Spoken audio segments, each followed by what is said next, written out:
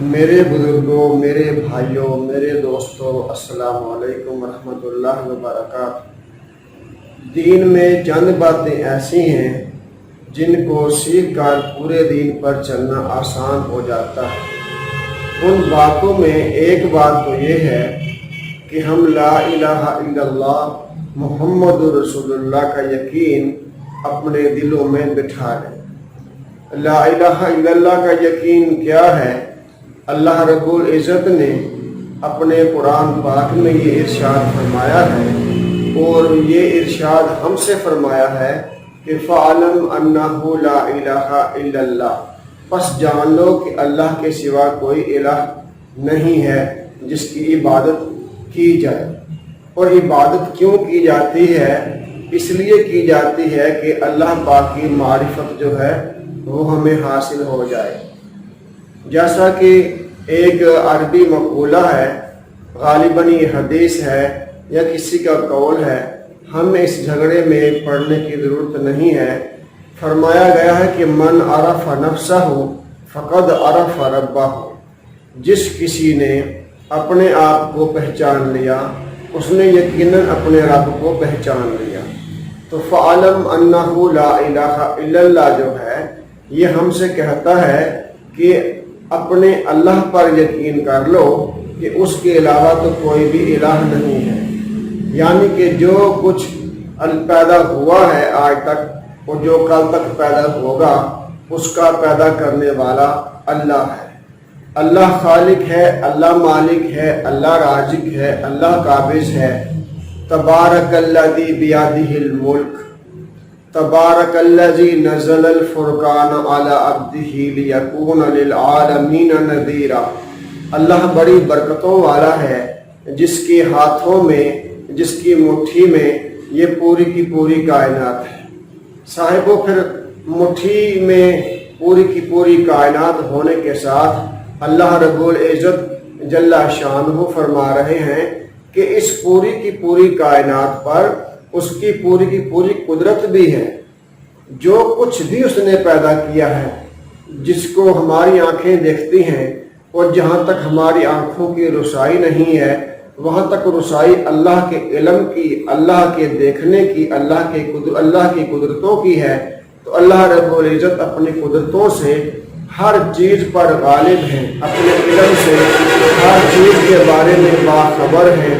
الا یعلم من خلق وهو اللطیف الخبیر، بھلا وہ نہ جانے جس نے پیدا کیا ہے پوری کی پوری مخلوق کو، کائنات کو، وهو اللطیف الخبیر، اور وہ تو بڑی باریک بینی سے خبر رکھنے والا ہے۔ صاحبو، یہ ہے مطلب لا الہ الا اللہ کا، کہ لا الہ الا اللہ کا مطلب یہ بھی ہے کہ جو کچھ اس کائنات میں ہے اس پر تصرف، اس پر قبضہ، اس پر قدرت اللہ کی ہے۔ جیسے کہ اللہ پاک نے آگ کو پیدا کیا ہے، اللہ پاک نے پانی کو پیدا کیا ہے، اللہ پاک نے چھری کو پیدا کیا ہے، اللہ پاک نے زمین کو پیدا کیا ہے، اللہ پاک نے آسمانوں کو پیدا کیا ہے، اللہ پاک نے پہاڑوں کو پیدا کیا ہے۔ ہمارے اندر اتنے سانس نہیں ہے صاحبوں جو کچھ اللہ نے پیدا کیا ہے کہ ہم اس کو گن بھی سکیں۔ البتہ تمام چیزیں جو کہ پہلے بھی عرض کیا گیا جو اللہ نے پیدا کی ہیں وہ اللہ ہی کی نظر میں ہیں۔ ہماری آنکھیں آسمان کی طرف بھی محدود صرف 6000 ستاروں کو دیکھ پاتی ہیں، اس سے زیادہ کی دیکھنے کی قدرت نہیں ہے۔ اس سے زیادہ دیکھنے کے لیے ہمیں دوربین کی ضرورت پڑتی ہے۔ الذی خلق سبع سماوات طباقا ما تری فی خلق الرحمن من تفاوت فارجع البصر هل تری من فطور ثم ارجع البصر کرتین ینقلب الیک البصر خاسئا وهو حسیر۔ اللہ فرما رہے کہ نگاہ اٹھا کر دیکھ لو، اگر رحمان کی پیدا کی ہوئی کائنات میں تمہیں کوئی بھی گڑبڑ، کوئی بھی خرابی، کوئی بھی اونچ نیچ نظر آئے تو بتانا۔ پھر اللہ فرما رہے اگر ہو سکتا ہے ایک بار تم لوگ دیکھو تو صحیح طرح سے نہ دیکھ پاؤ، بار بار نظریں اٹھا کر دیکھو، تم رحمان کی قدرتوں میں، رحمان کی پیدا ہوئی की पैदा की हुई कायनात में कहीं भी कोई बिगाड़, कहीं भी कोई कमजोरी और कहीं भी कोई खराबी नहीं देख पाओगे, यहाँ तक कि तुम्हारी आंखें थक कर वापस आ जाएंगी। तो साहिबो, ये है अल्लाह हमारा जो कह रहा है कि फ़अलम अन्नहु ला इलाहा इल्लल्लाह, जान लो कि मेरे इलाह इबादत के लायक मेरे अलावा इलाह कोई नहीं है।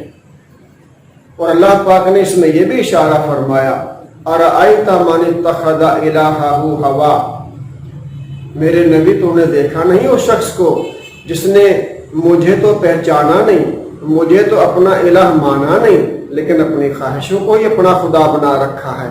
अफ़ा अंत तकूनु अलैहिम वकीला, क्या तू ऐसे शख्स की वकालत करेगा मेरे सामने? क्या तो ऐसे शख्स के लिए काफ़ी है? हुजूर सल्लल्लाहु अलैहि वसल्लम का मुसलमानों के लिए काफ़ी हो जाना इन मानों में है कि छोटी मोटी गलतियां होंगी, गुनाहगार होंगे, लेकिन ईमान वाले होंगे तो नबी सल्लल्लाहु अलैहि वसल्लम अल्लाह पाक के सामने मैदान हशर में हमारे लिए शफाअत करेंगे, हमारी सिफारिश करेंगे कि अल्लाह मेरे उम्मतियों को बख्श दिया जाए, मेरे उम्मतियों की मग़फ़िरत कर दी जाए, इनको जहन्नम से हटाकर जन्नत में डाल दिया जाए। अल्लाह पाक अपने नबी की शफाअत को कबूल भी फरमाएंगे। और अल्लाह पाक ने ये जो फरमाया, अफ़ा अंता तकूनु अलैहिम वकीला, क्या आप इन लोगों की वकालत कैसे कर सकते हैं? आप तो उनकी वकालत कर सकते हैं मेरे नबी जिन्होंने मुझे अपना इलाह बनाया। यहाँ तो मामला ही कुछ गलत है, इन्होंने तो अपनी ख्वाहिशात को अपना रब बना रखा है। तो साहिब, अल्लाह ने जो फरमाया फ़अलम अन्नहु ला इलाहा इल्लल्लाह, तो इसलिए फरमाया कि बस जान लो कि तुम्हारा माबूद जो है वो अल्लाह है। अपनी ख्वाहिशों को अपना खुदा ना बनाना। जो भी अपनी ख्वाहिशों को अपना खुदा बनाता है वो शैतान के लश्कर में से एक सिपाही होता है। शैतान ने अपनी ख्वाहिश को सामने रखा था, अल्लाह के हुक्म को नहीं रखा था। जैसा कि मैंने अर्ज किया कि छुरी बनाई अल्लाह ने, लोहा बनाया अल्लाह ने, ज़मीन पैदा की अल्लाह ने, आग जलाई अल्लाह ने, पानी बनाया अल्लाह ने। कुरान के अंदर कितनी जगहों पर है कि जब अल्लाह चाहेंगे तो पानी प्यास बुझाएगा, जब चाहेंगे छुरी काटेगी।